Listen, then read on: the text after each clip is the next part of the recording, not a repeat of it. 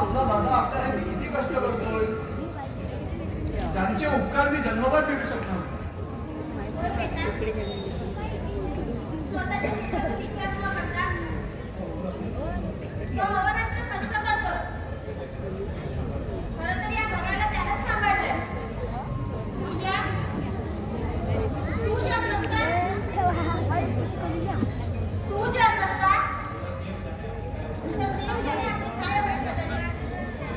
होय आई, दादा कुठल्या मातीचे बोललाय तेच समजत नाही. आपल्यातला प्रेम विभागू नये, स्वतःच्या इच्छांना मूर्तमाती देऊन या जगात असे माणसं भेटणं मुश्किल आहे.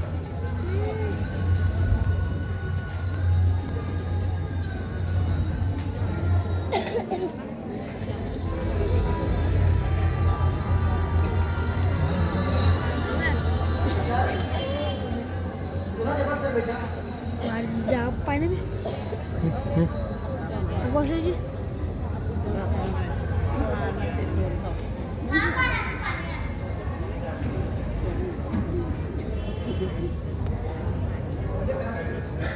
बरं तुषार, कसं काय बस तुझा?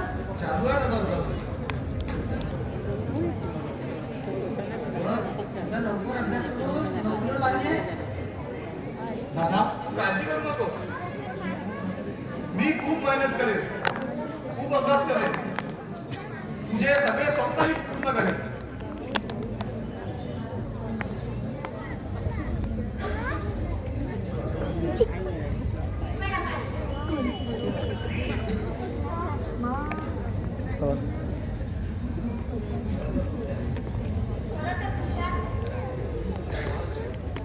बोल ना.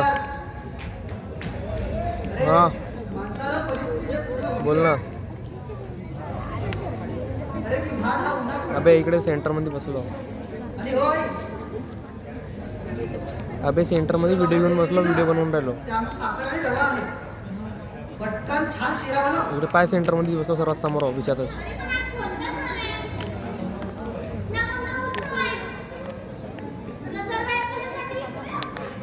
आई, आज आपली माझी शिक्षण सुरू येऊन राहिली, त्याचीच तयारी सुरू आहे.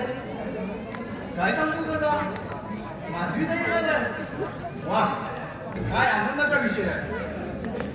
माझी तर आतुरता एवढी वाढली आहे की माधवीला कधी बघतोय हेच सुचेना.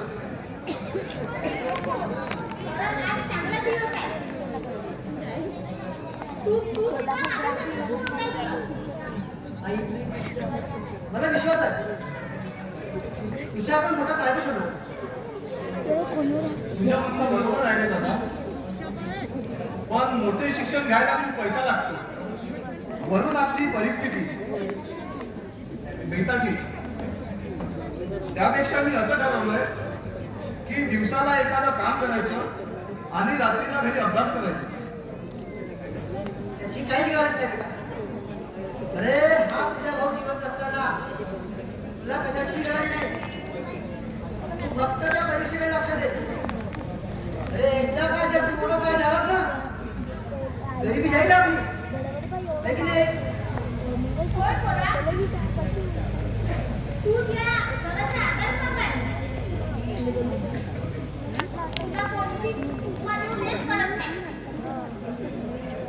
आता हे असं काय बोलत बसलेलं आहे?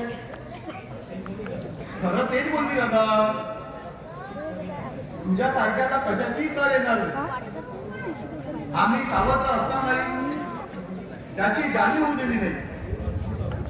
अरे तू जीवाला जीव लावतो, वडील काय असतो हे तर तुला माहितीच नाही, पण त्याच रूपानं तू माझ्यासाठी देव भेटलास रे, देव. नाही तुझ्या, अरे त्या देवाची उत्पादन मला लाजव सांग. आई, अगं मी बघितलेलं पूर्ण करायचं.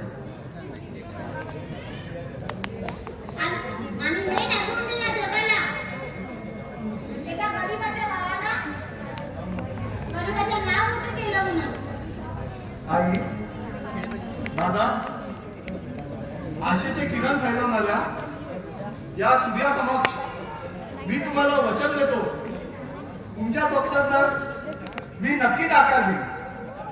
बस तुमचा आशीर्वाद मला होता. वा वा वा, म्हणजे आशीर्वाद या एकट्यालाच ना मला पाया पडते. मस्त त्याच्याची लाडपणीला कौतुक चांगलंय माझं. काय ते असू दे, काय माहिती आहे मला. हो गं, आई मी आहे. आमच्या आशीर्वाद सदैव तुझ्या पाठीशी आहे. होय माधुरी, अगं आमच्या स्वप्नांना आकार आलाय तो तुझ्या रूपाने. तुझ्या अरे म्हणत काय बसलास? आतमध्ये या, ताट घेऊन ये. तुझी हो ओळख आहे दादा, का? हो दादा. आहेच मी एवढी छान, तर मग येणार नाही तर काय. कधी ये बेटा ये. तुझा आशीर्वाद असू दे दादा माझ्या पाठीशी. आज आपल्या या गरीबाचं नाव होते. आई मला तुझी खूप आठवण येत होती गं. होय गं बाळा.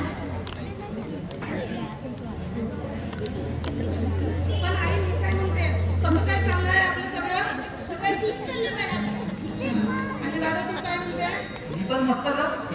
आणि हा आपला हिरो तुझ्यात पण नसतं आपलं. आहे, अभ्यास केला त्याचा. खरंच हो. मस्त. आता तुषारचं शिक्षण पूर्ण झालं की झालं?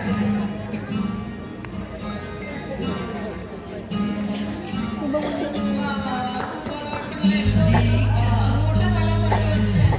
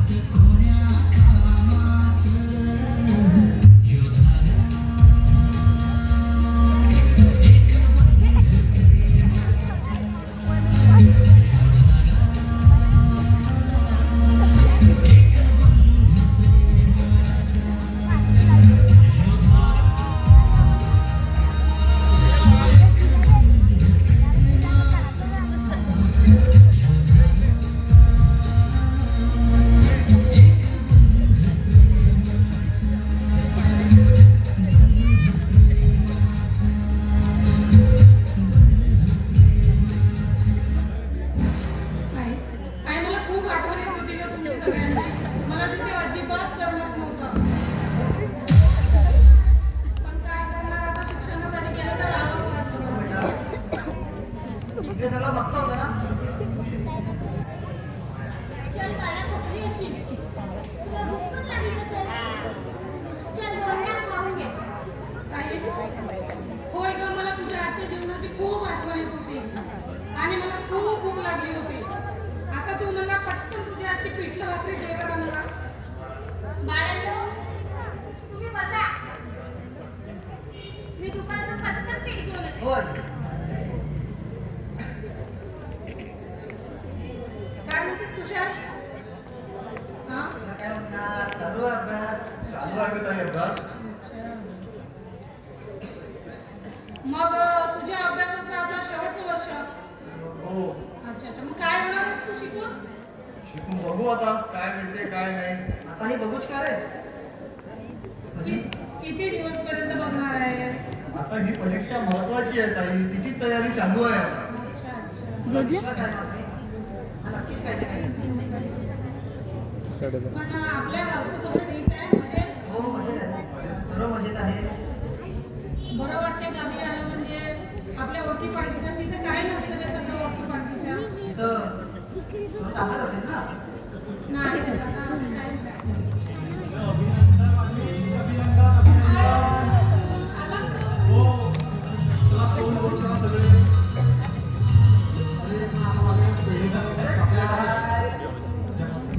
बापरे.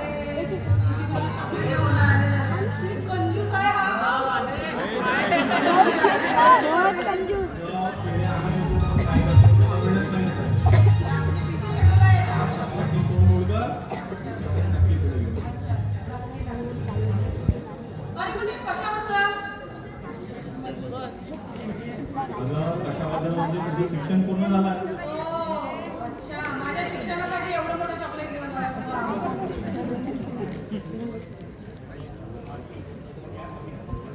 पण मी एवढं शिकलं म्हणून यात अभिनंदन करण्यासारखं असं काय आहे रे? काय म्हणजे अरे काय आहे म्हणजे अगं मी छाती ठोकून अख्खा गावाला सांगू शकतो एका गरीबाच्या बहिणीनं या गरीबाचं नाव मोठं केलंय म्हणून. खरं म्हणजे दादा मी आलो एका महत्वाच्या विषयावर बोलायला. महत्त्वाचा विषय? म्हणजे मी काही समजले नाही रे. अरे आपल्या गावची 2 महिन्यानंतर निवडणूक लागली आहे. तेव्हा आपल्या माधवीला जर आपण त्या निवडणुकीत उभं केलं तर कसं राहील? अरे पण मी नको नको बाबा. अरे हो माधवी तूच. अगं गावातील लोक तुझ्या पाठीशी राहायला उभे आहेत पण त्या विश्वनाथाच्या पाठीशी उभे राहायला नाही. विचार कर माधवी अगं तू शिकलेली आहेस. जर तू निवडून आलीस तर त्याचा फायदा या संपूर्ण गावावासियांना होईल. होय माधवी अगं आजपर्यंत या गावातील लोकांना अगं दुःख कष्ट गरिबी हेच बघितली. अगं निदान तुझ्यामुळे त्याचा फायदा लोकांना होईल. होय ताई गावातल्या लोकांनी त्या विश्वनाथच्या सरपंचाच्या अन्याय झेलता झेलता हा निर्जीव गेलेले. कदाचित तुझ्यामुळे त्यांच्या जीवनामध्ये सुखाचा प्रकाश पडेल. ठीक आहे, आता तुम्ही म्हणता असता मग मी तयार आहे. आता तुम्ही जर होण्याचं सांगितलं तर मी काय नाही म्हणणार आहे. दादा तुमचा आशीर्वाद जर माझ्या पाठीशी असेल मी तमाशाला वाटू इच्छिते.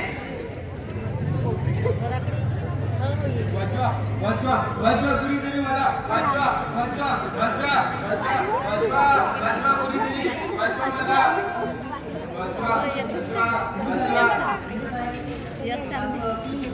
वाचवा वाचवा वाचवा वाचवा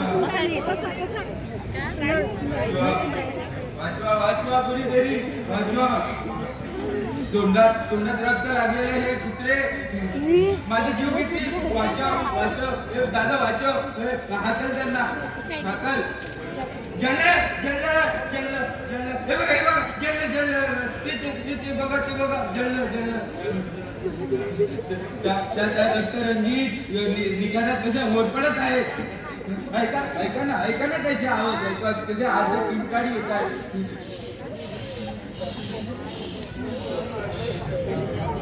तो बघा रक्ताने रंगलेला हात तो अर्धा माणसाचा कहर. मी कशाला घाबरू? मी वेडा आहे मी वेडा आहे. अहो काका अहो आम्ही आहोत तुमच्या पाठीशी. चला चला निघून जाऊ इथून आपण. शिंदे साहेब शांत व्हा. तुषार इथं पाणी घेऊन ये. हो दादा. कोण शिंदे? कोणाचं शिंदे? मी वेडा आहे. ते बघा माझी पत्नी ते माझी तानुली ते कसं गांभारात निवांत पडून आहे. ए थांबा रे कोणीतरी थांबा. ए वाचवा रे ए वाचवा.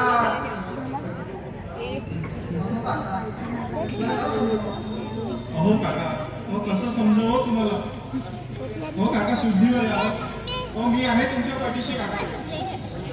ए माझ्या सोबतीला कोणीच नाही. मी एकटाच आहे. न्याय देवता नेहमी अंधारात राहते. जे उघड्या डोळ्यांना दिसते त्यावर कोणाचा विश्वास नाही राहत. मी एकटाच बरं आहे. हो मी वेडा आहे.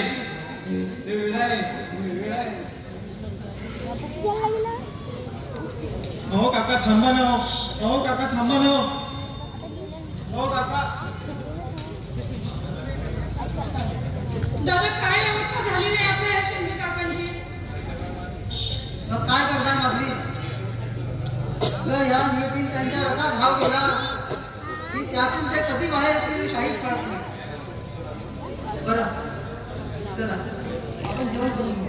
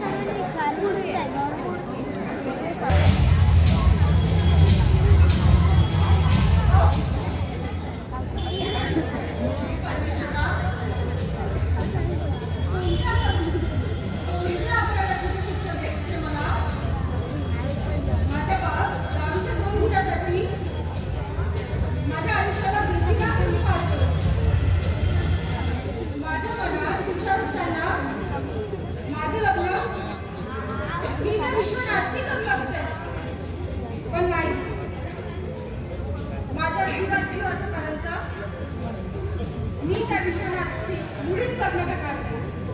मी पळून जाईल कुठेही जाईल, पण त्या राक्षसाशी मुळीच लग्न करणार नाही.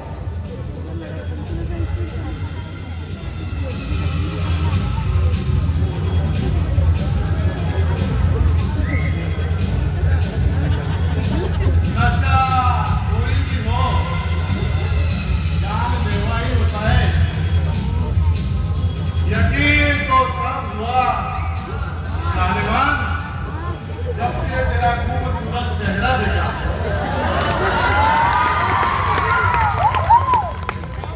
बुरा बड़ा मुझे बोल तू जाऊन जाशील पुन्हा. हा काय म्हणलास तो हा. हो मिळणार नाही. माहीत नाही. या आपल्या पंचक्रोशी इकडे समोर बसलो स्टेजच्या समोर एकदम खुर्चीवर. आणि हाच तुम्हाला तुला माझ्यापासून जवळ दिसणार आहे. बघ,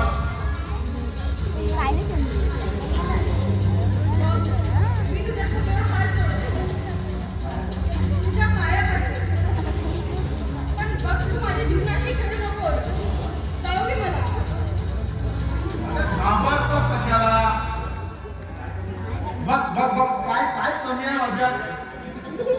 ते माझ्या पिढ्याला पिढ्या तुझ्या पिढ्याला पिढ्या बसून खातील एवढं वैभव आहे. आणि घाबरतो कशाला? कारण काय घाबरायचं? तरी तू मला लग्नाचा होकार देत नाहीये, का म्हणू? कारण माझ्या मनमंदिरात कुणी दुसराच आहे. त्याचं आणि माझा आत्म्याचं नातं आहे. मी त्याला सोडून दुसऱ्याचा विचार करणं हे माझ्या स्वप्नातही होणार नाही. बर, आजपर्यंत तुझ्या बापाने जो माझ्याकडून पैसा घेतला त्याचा काय? त्याने मला शब्द दिलाय, जर तू त्या लग्नाला तयार झाली नाही तर या विश्वनाथला बळजबरीनं हिसकावून घेता येतो. आता तू स्वमर्जीनं यायचंय की बळजबरीनं? अरे पण मीच का म्हणू? कारण तुझ्या मनाला भावली आहे ग. अरे पण माझ्यापेक्षाही सुंदर मुली तुला भेटू शकतात. पण त्यात तू नाही भेटणार ना. बघ तू माझे विचार मनातून काढून टाक. ते हे या जन्मामध्ये काही शक्य नाही, म्हणून तुला पर्याय एकच आहे. माझ्याशी तू पळून साधेपणानं लग्न करायचं. मी तुझ्याशी लग्न करणार नाही हा माझा शेवटचा निर्णय आहे. आणि इकडे बघ, मी तुझ्याशीच लग्न करेन. ही काळ्या दगडावर पांढरा रेषा लिहिलेली लाईन आहे, वाचून घे. छान. तुला राणी बनवून ठेवीन का? विश्वनाथ सोड माझा हात. अजिबात सोडणार नाही. विश्वनाथ हा हात धरलाय का? सोडण्याकरता धरलेलं नाही. सोड माझा हात. बघ मी तुला प्रेमाने समजून सांगत आहे, सोड माझा हात. अजिबात सोडणार नाही. सोड माझा हात. सोड.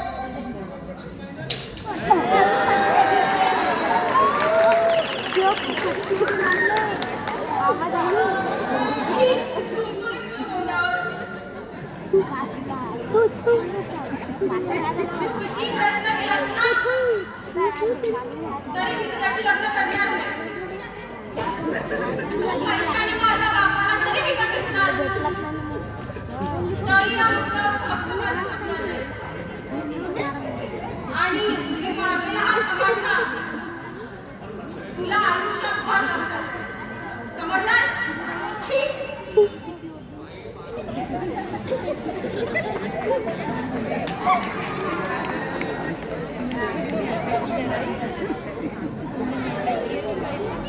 मुग्धा, तू माझ्यावर हात उचलून खूप मोठी चुकी केली आहे. या गोष्टीचा पश्चाताप तुला भोगावाच लागेल. या एका शैतानी माणसाला लटकारलीस तू. आता बघ हा विश्वनाथ काय गाव बसतो. या गावातून तुला काही बाहेरच पडता येणार नाही. तुझ्याशी बळजबरीला लग्न करून आपल्या स्वतःच्या घरात नाही तुझ्या संसाराच्या आयुष्यामध्ये रानराजुती केली तर नावाचा मी विश्वनाथ नाही.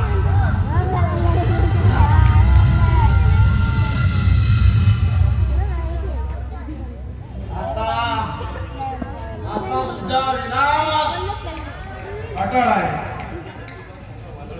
आता तुझ्या नशिबात वादळाची सुरुवात होणार.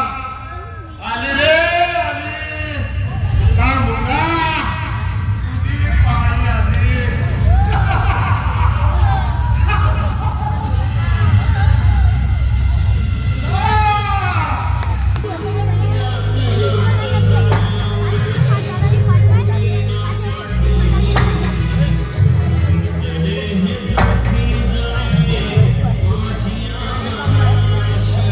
ये खाली बसा रे.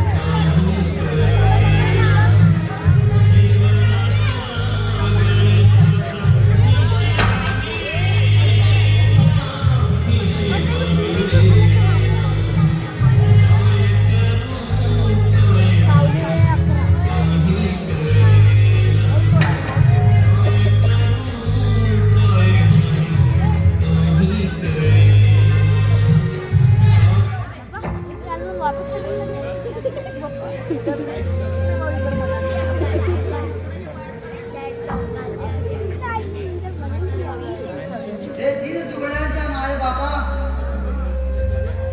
माझ्या बहिणीला तिच्या कार्यात यश लागू दे. कारण या गावामध्ये अन्यायाने पछाडलेले लोक उद्याच्या नवा सूर्य उगवेल या अपेक्षेने हात लावून बसले.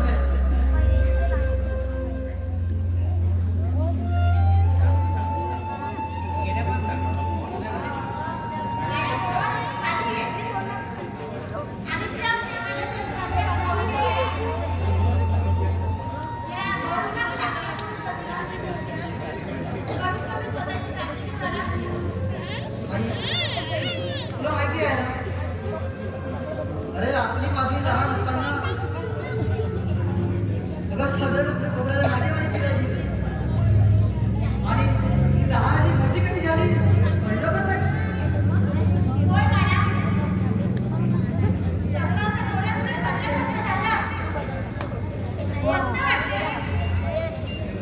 तुला खंत कसली काय?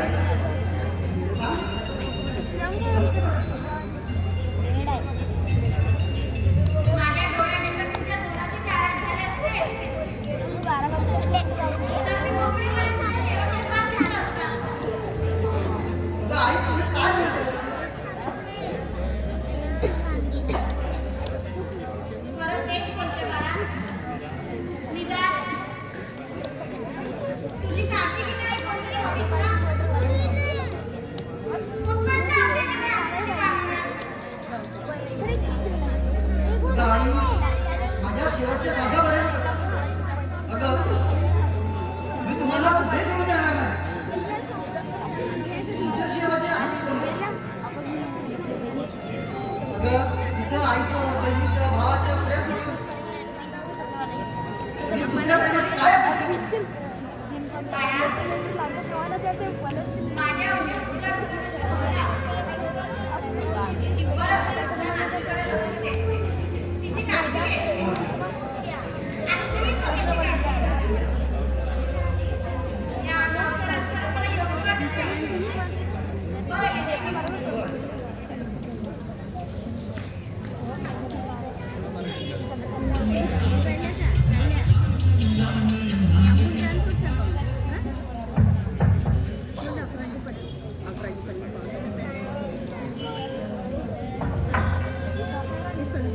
करा. माझ्या माधुरीला तिच्या कार्यामध्ये यश दे. या गावच्या भल्यासाठी तिने स्वतःला समाजसेवक बनवलंय आणि याशिवाय धर्माचे कार्यच नाही कोणते.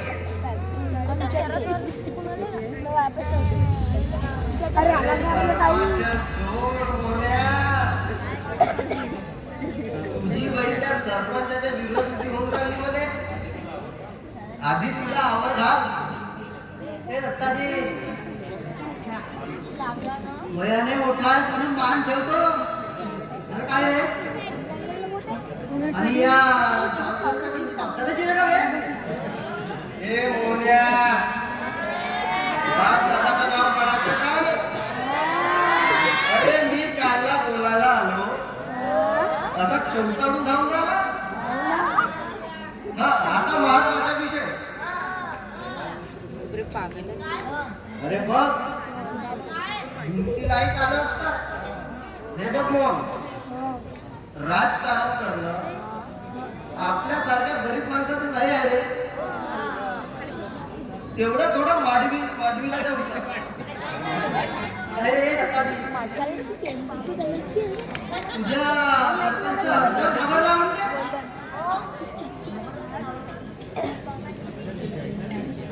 म्हणजे त्याच्यापेक्षा जास्त लोक माझ्या बहिणीच्या पाठीशी आहेत. तसंही आजपर्यंत ना त्या ग्रामस्थ सत्ता सांभाळली. किती काय दिलं लोकांना तुम्ही? गरिबी, लाचारी, अत्याचार. पण प्रत्येकाची वेळ येते दत्ताजी. माधुरीताई आगे बढ़ो, हम तुम्हारे साथ हैं. आगे बढ़ो, हम तुम्हारे साथ हैं. अरे आकाशात पोचणारा हा गरिबांचा आवाज आहे दत्ताजी. कसा आहे ना मोहन भाऊ, गायचे दात वेगळे असतात आणि दाखवायचे वेगळे. ह्याच लोकांच्या पोटात जर भूडवर उतरली झाले गावच्या वातावरण बिघडून जातं. म्हणून एक ऑफर घेऊन आलोय तुमच्यासाठी. हा घे पैसा आणि तुमच्या फॉर्म विड्रॉ करा. आणि तुमचेही भलं आणि आमचेही भलं. अच्छा म्हणजे ह्या पैशाने तू आम्हाला विकत घ्यायला आला नाही? अरे तू विकतो अशा पैशावर.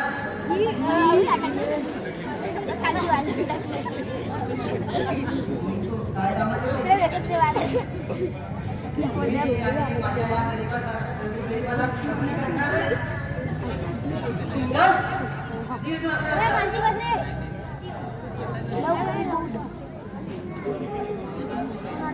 गरिबीने कंबरड मोडलं तरी पाठीच्या कलर काढा तुझ्या. तो मोडायला मला शंभराची वेळ लागणार नाही. माझ्या मालकाला तू चांगल्या प्रकारे ओळखतो. उद्या चालून जर तुझ्या बहिणीच्या काय जर बरं वाईट झालं तर मग काही म्हणायचं नाही. अबे मुलांच्या हातावर कोण? नाहीतर तुझ्या मुर्दा पाडण्याचा राहणार नाही. चल निघ. अरे प्रत्येक घरात तुझ्या बाळा वाघ जन्माला आला ना तर या इथल्या यासारख्या भेकरांना पळवाट काढायला जागा लागणार नाही. ते नाही का तू आम्हाला काय विकत घ्यायला निघालास? पण एक गोष्ट लक्षात ठेव, या घराच्या पैशाने विकू पाळणारी ही आमची जात नाही. समजलास? तू जाऊन सांग त्या आपल्या सरपंचाला. अरे लोक त्याला घाबरत असतील पण ही माधुरी घाबरत नाही. समजलास? शिंदे अरे अरे अरे अरे दत्ताजी, या स्वाभिमानी घरावर तू माणसांकडे घ्यायला आला. इथं तर गरिबांना पूजायचं असतं रे. नमस्कार माझी विकी भाऊ, विकी भाऊ. दत्ताजी तुम्ही निघा बाळावर. तुम्ही येतो. सुरेश. हो मालक. नमस्कार काका. गोपाल सुरेश. सरपंच कशाला आलास तू इथे? कशाला आला म्हणजे